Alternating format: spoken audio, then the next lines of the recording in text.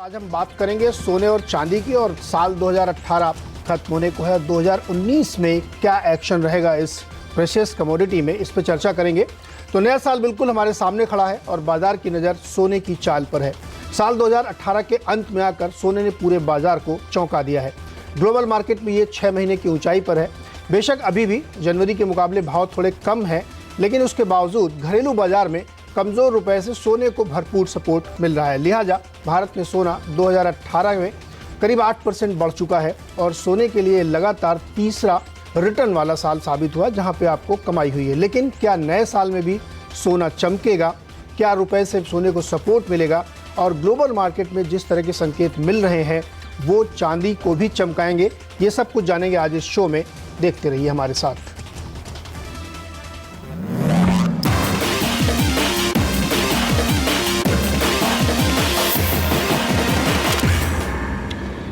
तो सोने की चमक कितना आपको चकाचौंध करेगी, ये सब बातचीत करने के लिए हमारे साथ हैं Indian Boolean and jewellers association के सेक्रेटरी सुरेंद्र मेहता जी, आनंद राठी कमोडिटीज़ के डायरेक्टर नवीन माथुर साहब और मनीलिशियस कैपिटल के डायरेक्टर जयप्रकाश गुप्ता जी। आप सब लोगों का बहुत बहुत स्वागत है। दो लोग तो मेरे साथ मेरे स्टूडियो में ही हैं। तो जो माहौल बन रहा है, सुरेंद्र जी सबसे पहले आपसे शुरू करते हैं। इंटरनेशनल मार्केट में हमने देखा कि पिछले कुछ समय में, मतलब 2-3 महीने का अगर मूव देखें तो बड़ी तेज़ी से सोने ने एक चाल दिखाई है। अगर उसको सीधे कोरिलेट करें इंडियन मार्केट में, उतना ज़बरदस्त रिटर्न नहीं हुआ। ग्लोबल मार्केट वो रुपए का एक फैक्टर हो सकता है। मुझे समझाइए कि अब 2019 की तस्वीर किस तरह बनती दिख रही है सोने की?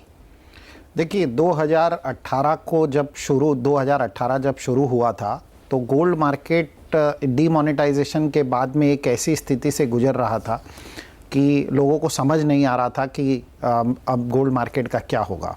सबसे पहले हम इंपोर्ट के आंकड़े देखें। 2017 में 880 टन गोल्ड हिंदुस्तान में इंपोर्ट हुआ। 2018 में लगभग 750 टन के ऊपर इंपोर्ट हो चुका है। तो इंपोर्ट में सिर्फ 15% की कमी आई है। लेकिन यदि आप सोने का दाम देखें तो पिछले साल सोने ने लगभग 8% का रिटर्न दिया है, जो 2017 में ये रिटर्न सिर्फ 5% के आसपास था। मतलब सोने ने ऑलरेडी 3% ज़्यादा रिटर्न दिया है। सबसे जो महत्वपूर्ण बात है 2018 में हमने ये देखा है कि जितनी भी देश की सरकारें हैं, जो भी सेंट्रल बैंक है हर देश की, वो धीरे धीरे सोना खरीद रही है। तो इस कारण से सोने में अचानक से एक इंटरेस्ट जागा है, एक तेज़ी आ गई है। दूसरा, आप कई कंट्रियों ने ये भी देखा है कि वो डॉलर की डिपेंडेंसी को कम करना चाहते हैं, क्योंकि जिस तरीके से कई कंट्रियों ने ऑयल वगैरह के परचेज में दूसरी करेंसी को एक्सेप्ट करना शुरू कर दिया है, तो लोग डॉलर के सामने अब गोल्ड को लेकर उसको हेज करना चाहते हैं। और यदि हेजिंग इंस्ट्रूमेंट में आपको 7-8% रिटर्न आता है तो इससे बढ़िया कोई रिटर्न हो नहीं सकता। तो मेरे हिसाब से 2019 सोने के लिए बहुत ही बेहतरीन साल होने वाला है और मुझे ऐसा लगता है कि 2019 सोने के लिए सारे रिकॉर्ड तोड़ेगा और कम से कम मुझे ऐसी उम्मीद है कि 15 से 16% तक ये रिटर्न देगा। 15 से 16% बहुत ही बेहतरीन रिटर्न होगा। माथुर साहब, एक चीज़ और इसमें जोड़ दीजिए इसी बात में कि 2018 का साल तो अब निकल ही गया। यूएस की अगर खास तौर पे ले, जहाँ से बहुत सारी चीज़ें ड्राइव होती हैं पूरी दुनिया में, तो वहाँ पे जो इंटरेस्ट रेट का सिलसिला है अब थमता हुआ दिख रहा है। आपको याद होगा ट्रम्प साहब और फेड चेयर के बीच में बहुत नोक-झोंक और ट्विटर वार चलता रहा। लेकिन ऐसा लग रहा है कि 19 में जो उनकी कमेंट्री थी शायद वो अब पॉज ले रही है और वहाँ से आगे बढ़ेगा नहीं। तो ऐसे में डिमांड कहाँ से और जनरेट होगी, क्योंकि डॉलर में भी उतनी स्ट्रेंथ नहीं दिखेगी। और 19 का आउटलुक आपके हिसाब से क्या बनेगा? नीरज जी धन्यवाद, और मैं सब व्यूअर्स को इन एडवांस नए साल की शुभकामनाएं देना चाहूँगा। जहाँ तक सोने की बात है, आपने सही कहा कि काफ़ी हद तक यूएस के चलते हमने बहुत अनसर्टेनिटी देखी, एंड पर्टिकुलरली लास्ट 1-2 हफ्ते के अंदर जैसा आपने कहा नोक-झोंक हुई यूएस प्रेसिडेंट डोनाल्ड ट्रम्प जी की और उनके जो कमेंट्स थे फेड चेयरमैन के लिए, उसकी वजह से कुछ अनसर्टेनिटी बनी मार्केट्स में। आपने देखा कि इक्विटी मार्केट्स भी यूएस के काफ़ी हद तक एकदम डाउनफॉल और डिक्लाइन हुए।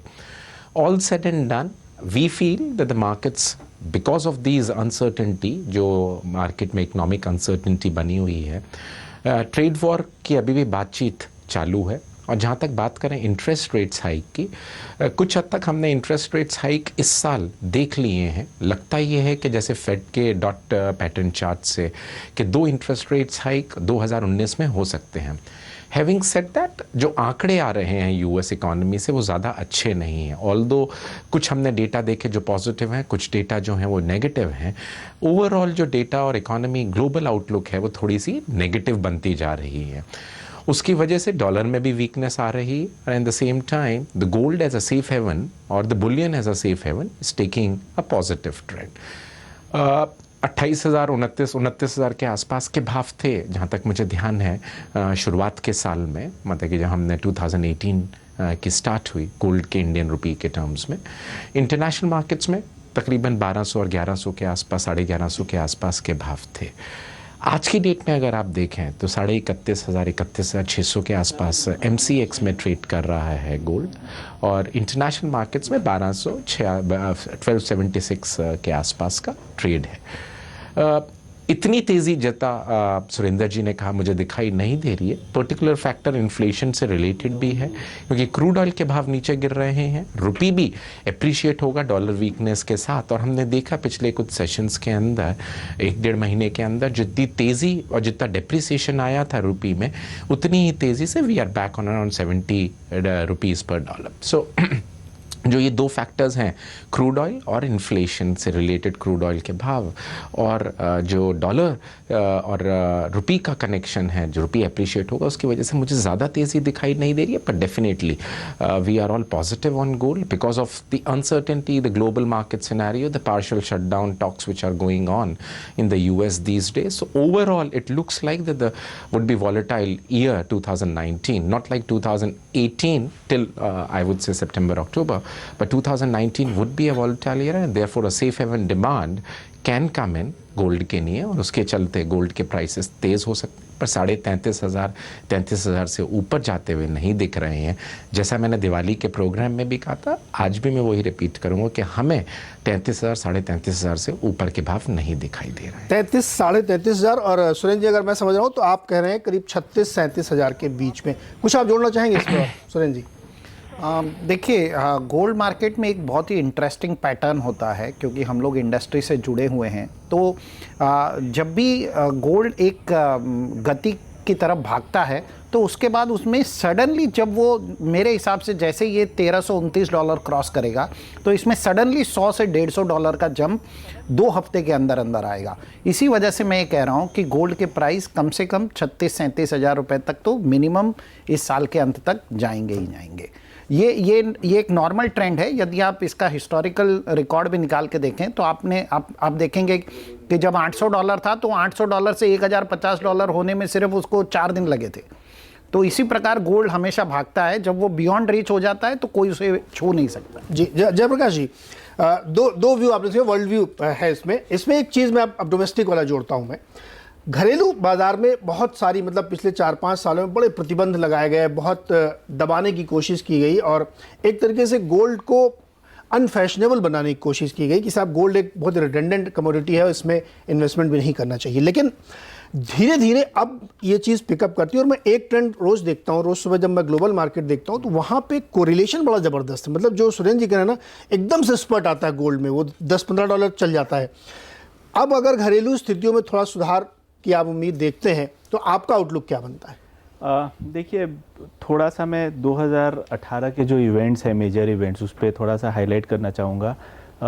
स्टार्ट हुआ north Korea US tensions, US China tensions थे, ब्रेग्जिट की खबरें आई, इटालियन क्राइसिस आया। जो नॉर्मल ट्रेंड रहता है, जो सेफ हेवन अपील रहती है, तो इतने डायनामिक और वॉलेटाइल ईयर गया है, तो नॉर्मल सर्कमस्टांसेस में हम बहुत बड़ा जंप देख सकते थे गोल्ड प्राइसेस पे, बट ऐसा हुआ नहीं, जो ये दर्शाता है कि यहाँ पे shift towards other asset classes ज़्यादा रहा। इन डॉलर टर्म्स हम लोगों ने देखा रिटर्न्स नेगेटिव ही रहे 2018 में। रुपी के वीकनेस के कारण यहाँ पे घरेलू मार्केट में 8% के आसपास का रिटर्न देखने को मिला। जहाँ तक 2019 की बात है, डोमेस्टिक फ्रंट पे अगर बात करें तो रुपए में वोलेटिलिटी रह सकती है। हायर लेवल्स पे 32,000 के ऊपर रिटेल डिमांड निकल के आना बहुत टफ है। तो मुझे वहाँ पे थोड़ा सा एक मेरा कंसर्न है कि अगर भाव 32 या 33 हज़ार के आसपास रहे तो वहाँ पे कोई रिटेल इन्वेस्टमेंट या ज्वेलरी डिमांड निकल के आने के चांसेस कम है। हालांकि जो अब दिसंबर में हुआ है ग्लोबल मार्केट्स में, यूएस में कंसर्न्स निकल के आए हैं, रिसेशन की बातें हो रही हैं, तो फर्स्ट 3 मंथ्स जो हम लोग फोरसी कर रहे हैं इसमें ये लग रहा है कि गोल्ड यहाँ पे बुलिश रहेगा और $1330 तक जाने के चांसेस हैं। लेकिन गिवन द कॉन्टेक्स्ट जिस हिसाब से हम लोगों ने एक वर्ल्ड वार का सिचुएशन देखा, यूएस चाइना इतना बुरी तरह से वो ट्रेड रिलेशंस इतने टेंशन भरे थे, उसके बावजूद भी गोल्ड में उछाल नहीं आया, तो मैं थोड़ा सा डाउटफुल हूँ। 1330 ऑब्वियसली लगता है कि हमें हो सकता है मार्च अप्रैल तक ही देखने को मिले, लेकिन उसके आगे फोरसी करना मुझे लगता है आज थोड़ा सा टफ है। आज थोड़ा सा टफ है, लेकिन एक दो सवाल बढ़ते हैं, कभी हमें छोटा सा ब्रेक लेना, जब लौट के आएंगे तो दो बड़े मुद्दे हैं इससे जुड़े हुए। एक जो गोल्ड पॉलिसी सरकार लेके आने वाली, जो सिनबीसी आवाज़ ने आपको एक्सक्लूसिवली आज बता दी थी, और दूसरा ये कि ग्लोबल रिसेशन की बातें बहुत तेज़ हो रही हैं और जो ट्रेड वॉर चल रहा है उससे सिचुएशन बड़ी फ्लूइड सी हो गई है। तो इसका क्या असर पड़ेगा हमारे सोने पर? और अगर कोई निवेश के लिए लेना चाहता है, ट्रेडिंग के लिए नहीं, हमने एक बिस्किट लेके रख लिया, अब मैं इसको कब तक रखूँ और क्या भाव में मिलेगा, गोल्ड पे यानी सोने पर और चांदी पर कि किस तरीके से ये 2019 में नए वर्ष में पैन आउट होंगे और उसमें आपकी स्ट्रेटजी क्या हो, खरीद के रखें या सिर्फ ट्रेडिंग करते रहें। नवीन जी, आपके पास आता हूँ, एक सिनेरियो मैं आपके सामने रखता हूँ। दुनिया भर में जो इक्विटी मार्केट्स हैं वो बहुत ज़्यादा अब जैसे कहते हैं पीक होते हुए दिख रहे हैं। अब डाउ जोन्स में देखिए आप, क्या ज़बरदस्त वोलेटिलिटी, एक दिन में हज़ार पॉइंट ऊपर नीचे हो रहा है। और थोड़ा लंबा अगर आप देखें चार्ट तो लोग ये मान के चल रहे हैं कि दुनिया में एक मंदी का एक दौर शुरू हो सकता है। 19 में तो लोग पक्के तौर पे कह रहे हैं मंदी आएगी। तो अगर इक्विटी मार्केट नीचे आते हैं, बड़े करेक्शंस देखते हैं दुनिया भर के बाजार, उस परिस्थिति में गोल्ड का मूव कैसा होगा? नीरज जी, मैं दर्शकों को थोड़ा सा याद दिलाना चाहूँगा कि 2008 और 9 में जब यूएस में फाइनेंशियल क्राइसिस हुआ था और उसने सारी ग्लोबल इकोनॉमी के अपने तहत ले लिया था, हमने देखा था गोल्ड के भाव तकरीबन $400-500 से तकरीबन $1900 तक गए थे।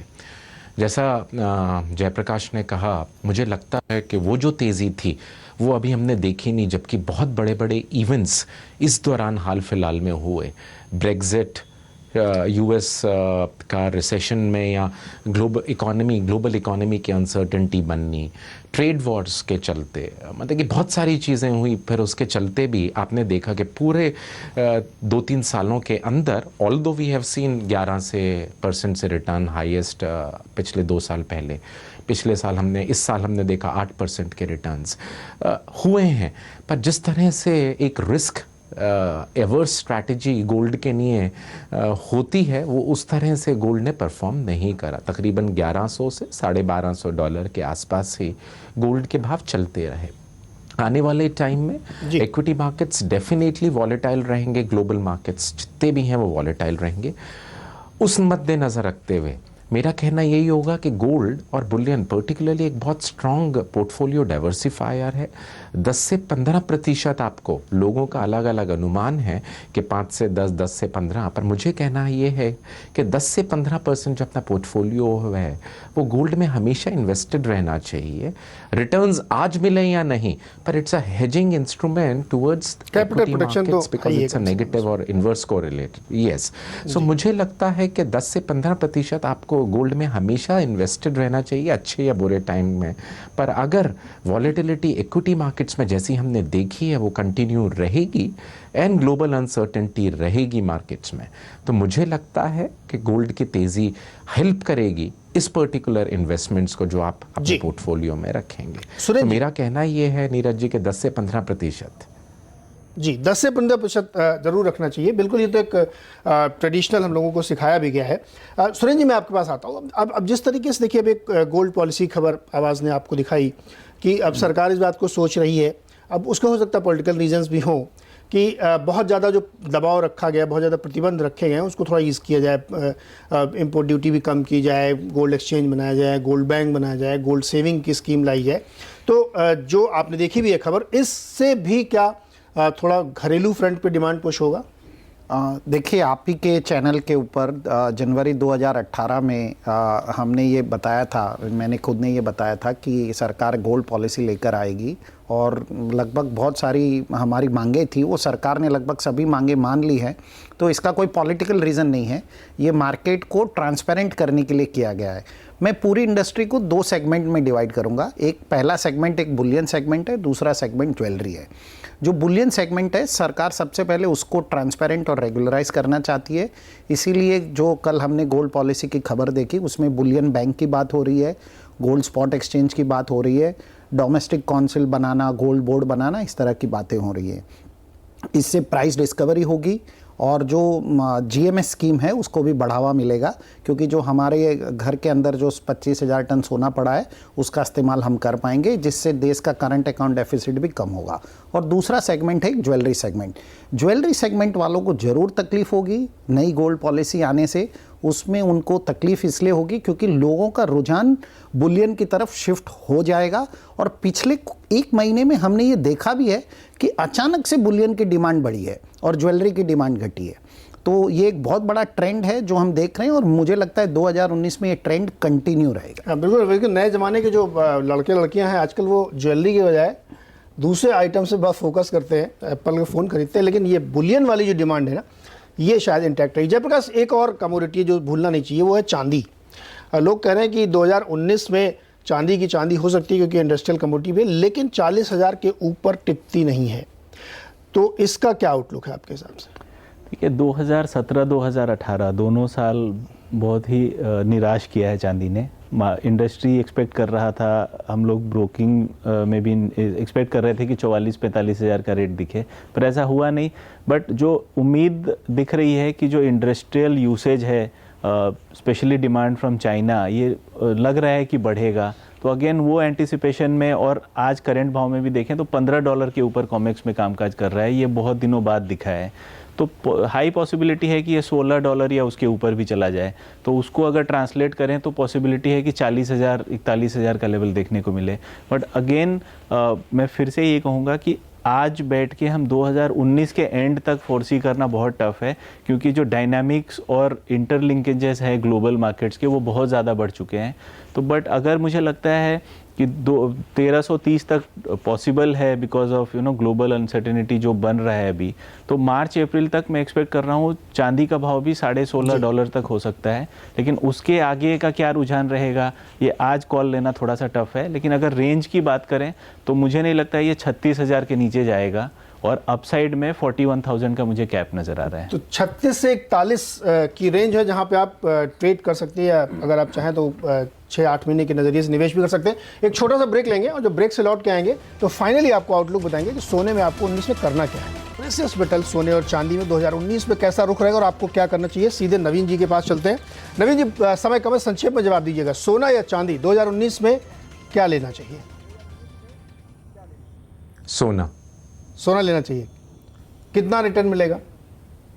बिल्कुल, I think around 10% returns we can see, but I don't think so that the markets would move beyond 33,500. तो जैसा शुरुआत है साल की, अराउंड 31,000 के आसपास का भाव देखें तो तकरीबन 33,000 33,500 मैक्सिमम के भाव दिखाई दे सकते हैं। सो आई थिंक अगर बाय करें तो 30,000 के आसपास बाय करना चाहिए, then 10% returns from there would be around 33,000. Not But I bad, would sir. go for 10% का return तो gold rather than being on silver. काफी बेहतर। जयप्रकाश, सोना या चांदी और कितना?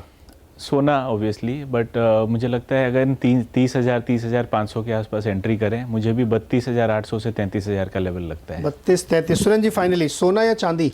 सोना, बिल्कुल सोना ही बाय करना चाहिए। और 34,000 रुपये के जब सोना 34,000 के पार चला जाएगा उसके बाद ही चांदी बढ़ेगी, उसके बाद आप जरूर चांदी खरीदें। तो उसके बाद ये अच्छा एक पॉइंट है कि 34,000 तक अगर सोना चला जाए तो उसके बाद फिर आप चांदी के बारे में सोचिए, और 34,000 पे सोना पहुंच जाए तो और खरीद लें। नहीं, चांदी उसके बाद ज्यादा बेटर रिटर्न देगी, सोना कम रिटर्न देगी। चांदी बेहतर रिटर्न देगी। तो 2019 के लिए जो आउटलुक बन के आ रहा है वो ये कि आपको सोने में निवेश करना चाहिए। बहुत एग्जॉर्बिटेंट या एस्ट्रोनॉमिकल रिटर्न नहीं मिलेंगे, लेकिन 10-12-15% तक के रिटर्न मिल सकते हैं आपको। जो ग्लोबल अनसर्टेनिटी बनी हुई है, दुनिया भर में मंदी की बातें चल रही हैं, उसका फ़ायदा कहीं ना कहीं सेंटीमेंट के तौर पे भी गोल्ड में लोग हेज करने के लिए ज़रूर देखेंगे। तो गोल्ड 2019 के लिए एक बेहतरीन कमोडिटी बेहतरीन निवेश आपके लिए हो सकता है। आप सबका बहुत बहुत शुक्रिया नवीन जी, जैब जी और सुरेंद्र जी इस चर्चा में शामिल होने के लिए और हमारे दर्शकों को निवेश की राय देने के लिए। देखते रहिए CNBC आवाज़, कहीं जाइएगा।